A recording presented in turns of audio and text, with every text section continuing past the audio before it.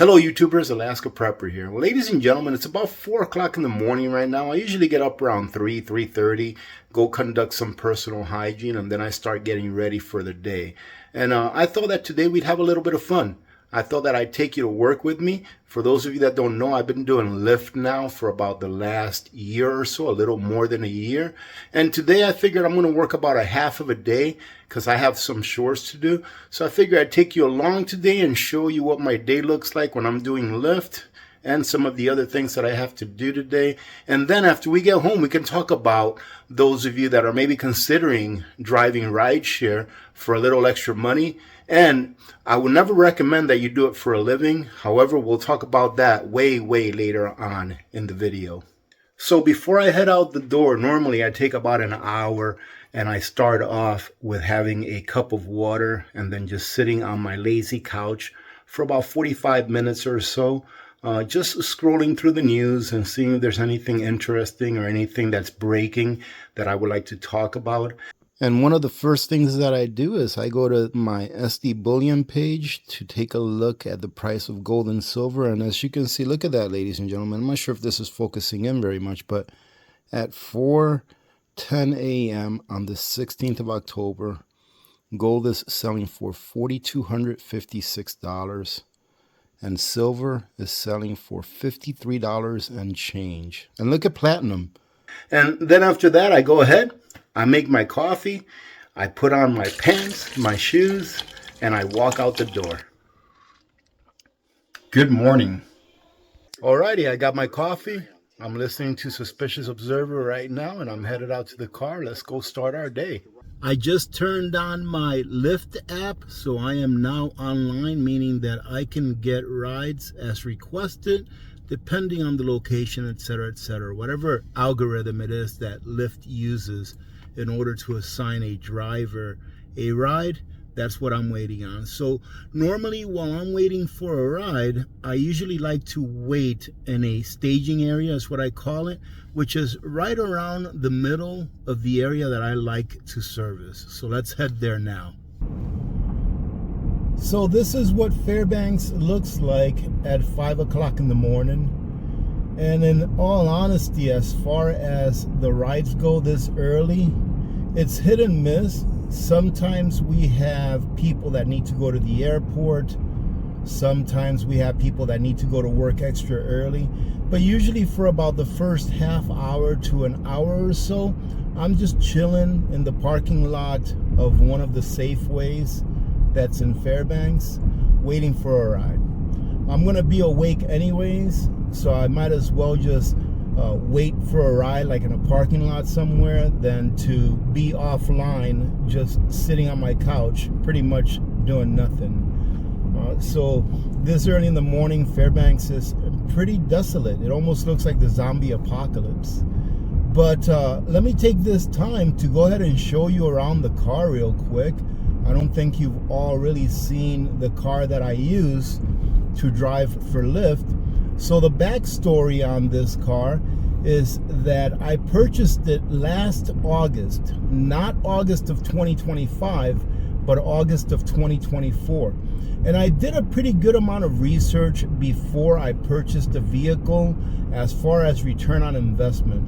And by the way, it's a 2021 GMC Acadia. It has a 3.6 liter V6, which is one of the reasons why I purchased this vehicle, is that it's got a 3.6 liter V6 and it has a capacity of 7 seats, meaning that with myself driving the car, I can give a ride to up to 6 people, which makes this vehicle an XL or an extra large, which allows you to collect a higher fare if a person or a group of people elect to get an extra large because they have up to 6 people in their party, or maybe they have a lot of luggage for whatever reason.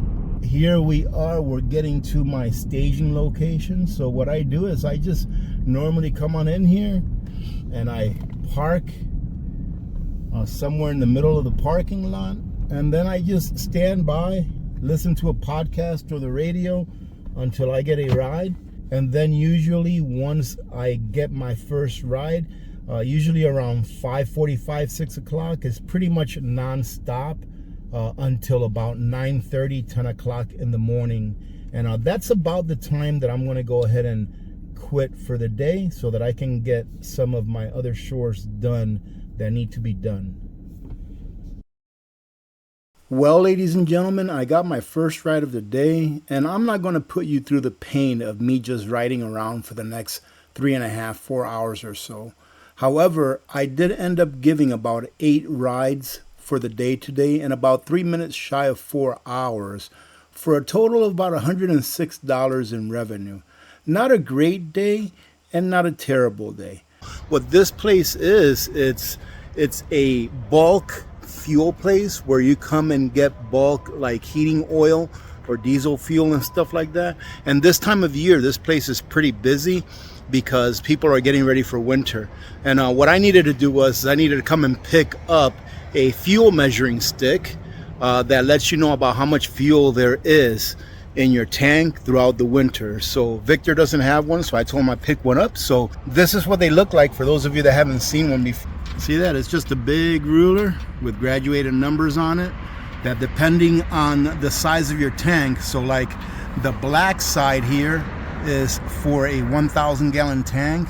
I believe this one here is for a 500 gallon tank, and then the other one is for a 1,000 gallon tank. So that's how you measure how much fuel there is in your fuel tank. And I also picked up a bottle of this hot all-in-one. If there's any water in the fuel that's already in there, it'll go ahead and eliminate that water from there. That way it doesn't mess around with your system. Our next stop is going to be over to Lowe's because I need to pick up some bubble wrap in order to insulate the hot water pressure tank that's part of the boiler system in the house. That way it will use less energy, right? Because I've noticed that in the little area where the boiler tank is, it's pretty warm all the time, and that's the tank emitting heat from the hot water that got heated up by the boiler.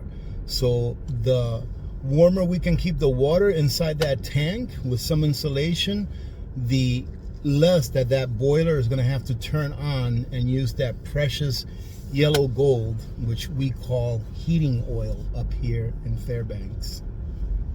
We've gotten pretty lucky this time of year because for being the middle of October and there's no snow in the ground, that's pretty good. And in all actuality, it's not even that cold. Right now it's about 38 degrees outside.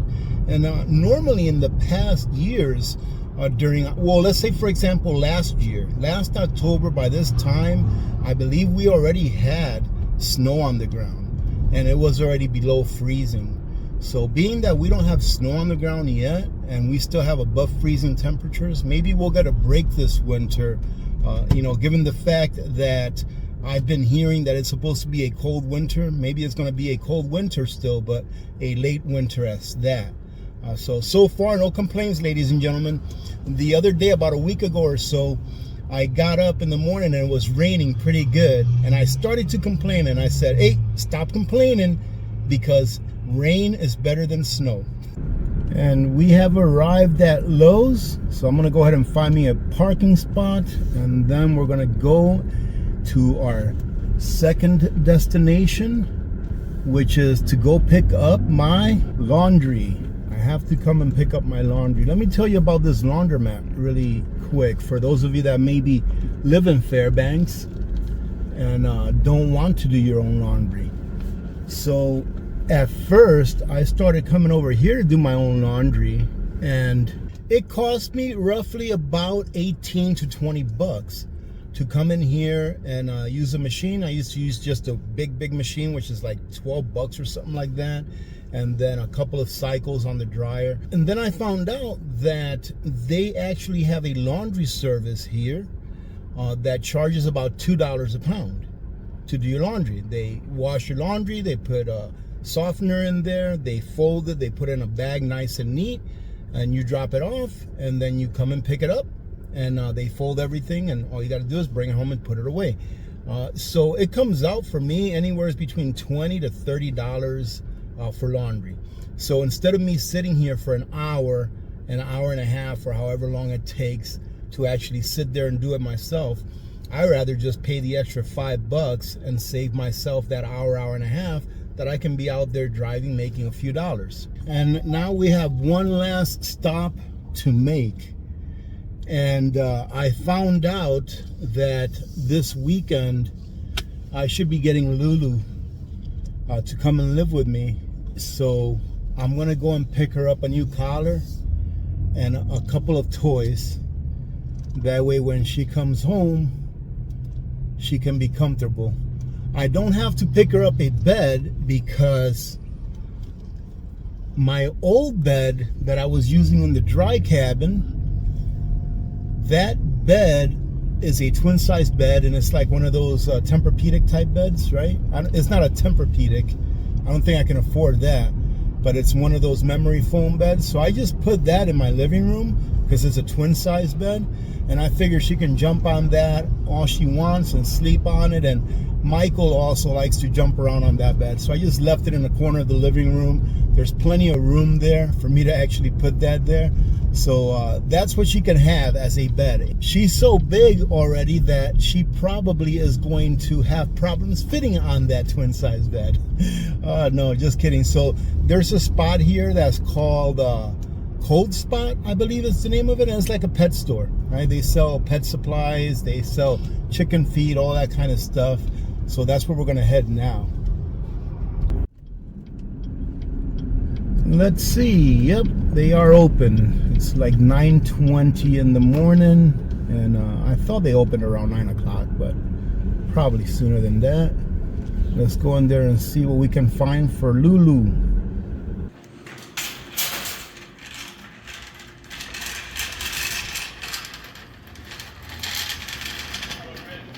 Hey, how you doing, brother?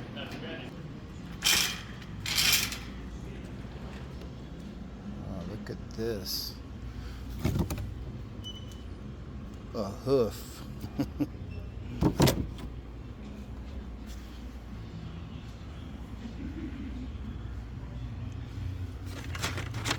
Gonna get her a pig ear.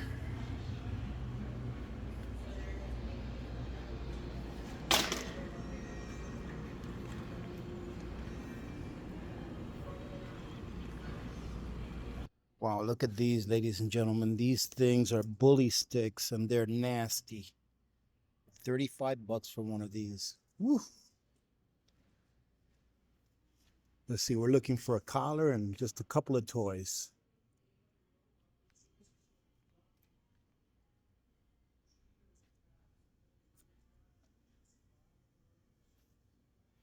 I think she'll like this moose, huh? What do you think?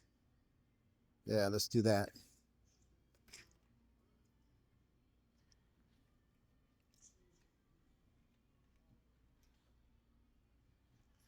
I remember she had one of these, or the dogs had one of these, and Lulu used to use it all the time, and she's very smart with it.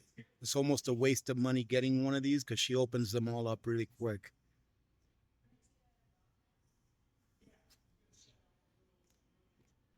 Here you go. Now what I'm looking for is I'm looking for like an elastic but stretchy collar. And we do have to get her a leash. And I think this is good enough right here.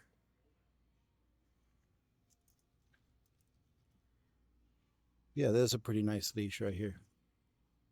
Go ahead and do that.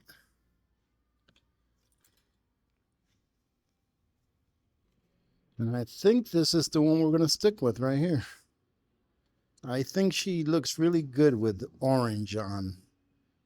So another thing we have to get her is a dog tag.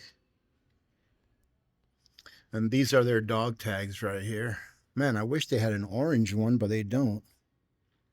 So I think I'm going to stick with getting her one that's, oh, you know what? That one right there.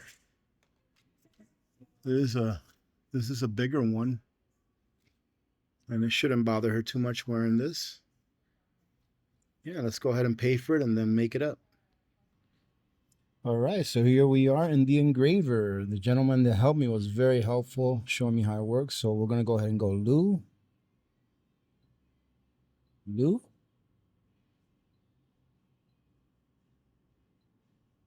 I'm going to add a line.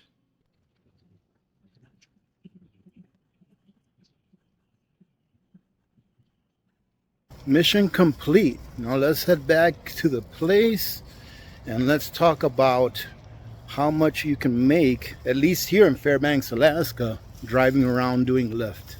And just so you're tracking, this is the bubble wrap that I got at Lowe's. I also got some metallic tape as well. And what I'm going to do is you see this pressure water tank here. This is also heated water that goes through here. So the boiler over here heats the water, puts it through this tank, and then it delivers it through all of the hoses that provide radiant heat throughout the house. So what I'm going to do is I'm going to take this bubble wrap. I'm going to go ahead and wrap it around here. We have probably about 1.5 inches of space before it touches this pressure relief pipe right here. Because what happens is, since this doesn't have any insulation, when this warms up, it heats up this room all right. It actually gets pretty warm, but we're losing all that heat to this room that doesn't really need the heat, and then it makes the boiler turn on even more. So spending this $50 or so that I spend on this material over the entire winter is probably going to save a lot of money on heating oil. And now that we're home, ladies and gentlemen, it's almost 10 in the morning. What I'm going to do now is I'm going to go ahead and grab my dinner for tonight. I'm going to put it right here so I can finish thawing out. And what I'm making today is I'm going to be making myself some beef stroganoff. I guess you can say beef stroganoff, carnivore style. Now, ladies and gentlemen, let me warn you, before you see these numbers, these dollar signs, don't get too excited, because there's a lot of expenses that come with really effectively running your own business. Because when you drive for Lyft or Uber or you do DoorDash, whatever it may be, whatever side gig it may be, you're like a private contractor. So you have to bear all of the expenses, including the depreciation on your vehicle or whatever you use. And you also have to pay taxes, and you have to pay for taxes to be prepared, etc. So the numbers that I'm going to go over with you doing Lyft here for 2 full months is going to include both months combined with all of the expenses, taxes, and everything. And then you'll see how much it is that you can possibly make up here. Now, in your area, it may be busier. In your area, it may not be as busy. There are some busy times here, especially during the summer, during tourist season, where you can make a lot of money if you want to spend all that time out there. I try to limit myself to no more than like 8 hours a day, especially since I paid off the car. Let me tell you a quick story about the car and when I borrowed the money for it and when I paid it off. So before I purchased the car, I did some research as to about how much you can make here doing Lyft, especially during the busy time of the year. So I made a commitment to purchase the vehicle and pay it off within 6 months. I'm not sure if I covered this earlier on, but I paid roughly $35,000 for the car, and I did buy a small warranty package to make sure that it was covered in case anything happened. So it was $35,000 altogether, roughly, right? It might have been $35,000 and change. And I got, I think it was like 6% interest or something like that. But I don't like paying interest, so I made a commitment to pay the car off within 6 months after I got it. I purchased the car in late August of last year, of 2024, and I paid it off almost to the day on the 6-month time frame that I gave myself in February of this year. So 6 months after I got it, I paid it off. But that came with a lot of 10, 11, 12-hour days because I had a goal. I wanted to pay it off, and I did pay it off within 6 months. I think in total, I ended up paying about $600 and something in interest in that 6-month period, which is pretty good. So if you can go out there and purchase something that you can afford to make the payments on and work at the same time, even if it's a side gig, to go ahead and pay that off as soon as you can, that liability will then become an asset. Because that vehicle, to me now, if I want to continue to drive Lyft with it or do anything else with it that will earn me income, is now an asset and not a liability. But as long as you're still paying on it, it's still a liability. So pay that thing off as soon as you can. So let's take a look at these numbers.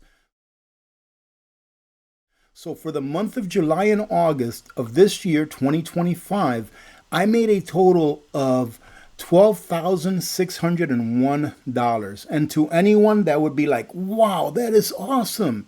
That's like $1,500 a month for 2 months straight. However, just on gasoline alone, you can see that I spent $1,658.10 just on gasoline. All right.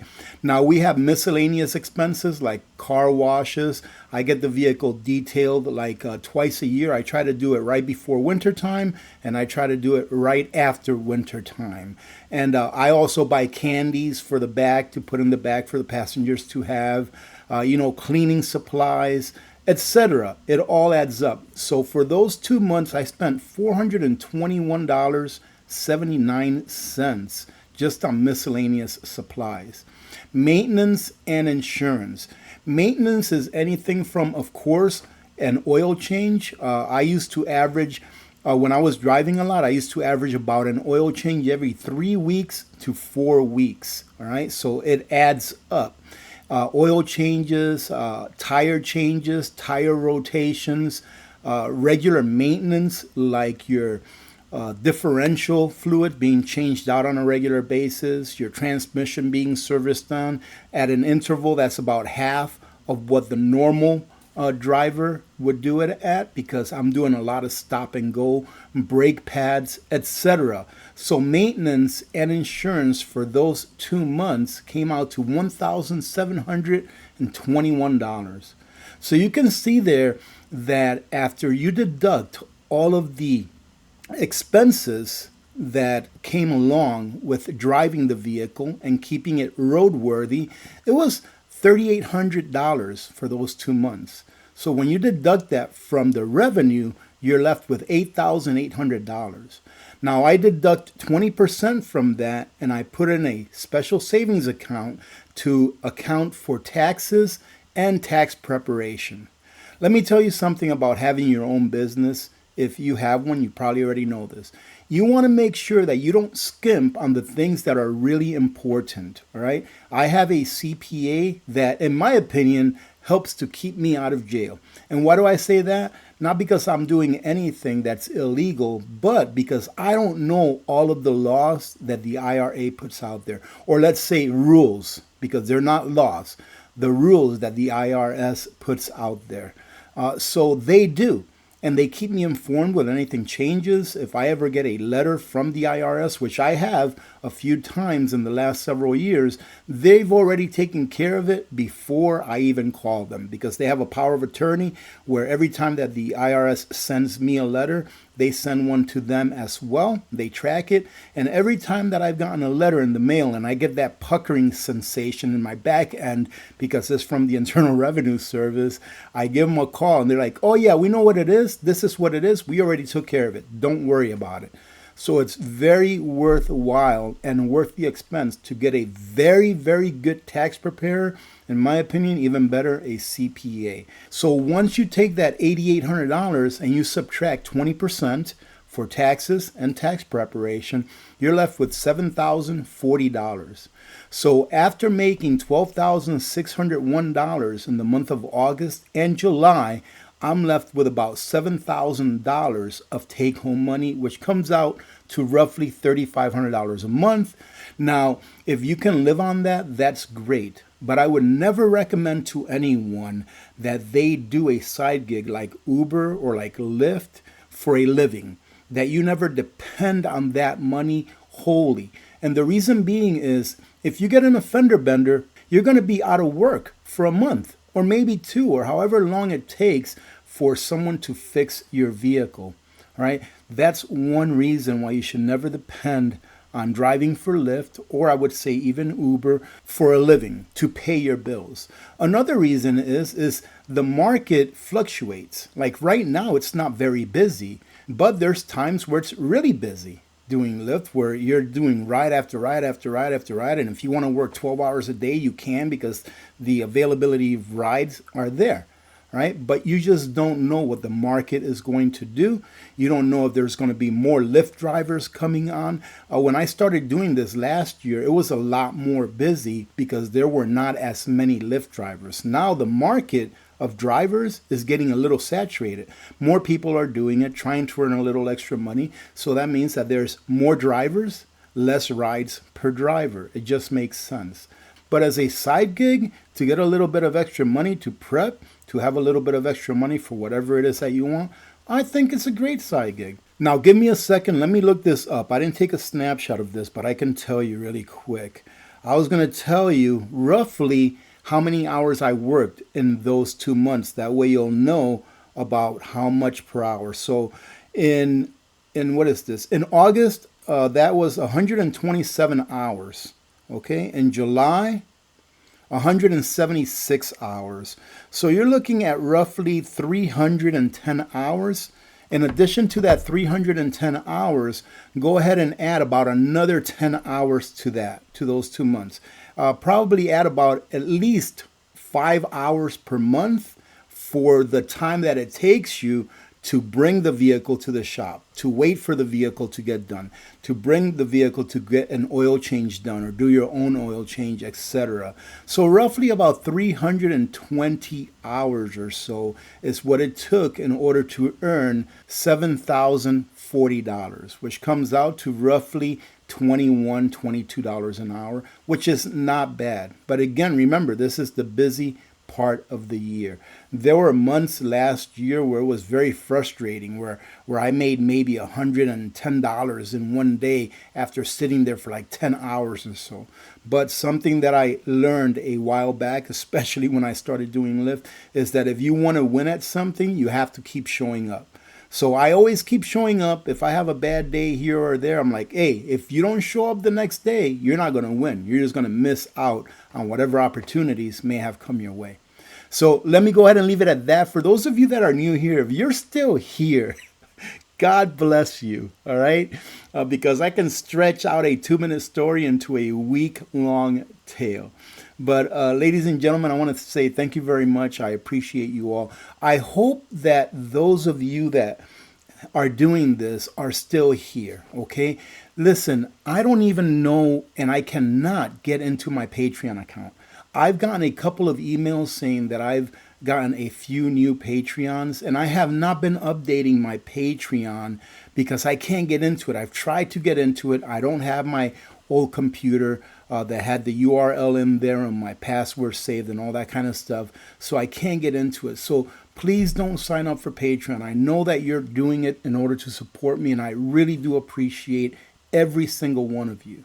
If you want to support what I do, let 30 seconds of an ad play through and then skip it. That really helps a lot.